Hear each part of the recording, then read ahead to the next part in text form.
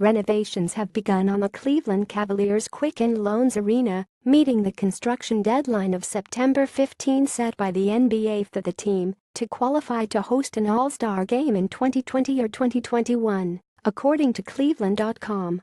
Cuyahoga County will finance the $140 million project through a bond sale, but the team will absorb $70 million of costs, Crain's Cleveland Business reported.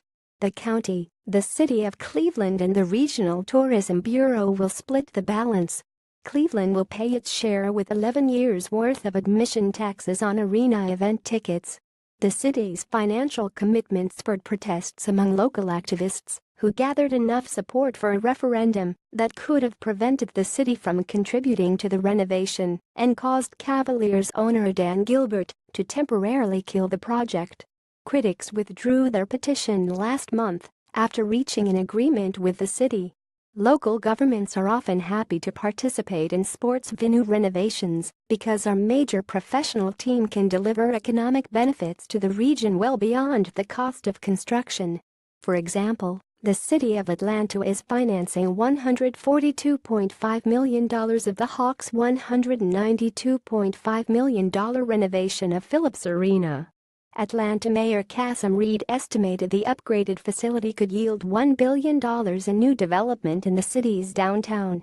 In exchange for financing such a large portion of the project, the Hawks agreed to stay at the arena until 2046 or pay up to $200 million in penalties.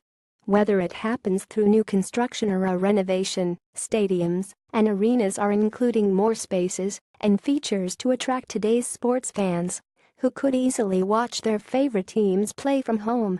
Tom Tingle, former director of Skanska USA's sports and entertainment business, told Construction Dive last year that there is a battle for the fan, so design is focused on enhancing the experience of attending a game. This can include convenient parking options, robust wireless capacity, so that attendees can tap into social media and communicate with friends while at a game, and plenty of food and beverage venues nearby. Promoting the new fan experience also involves rethinking seating, which is trending toward an intimate bowl-like design in many new venues and with more room throughout the concourses for walking around. Follow Kim Slowey on Twitter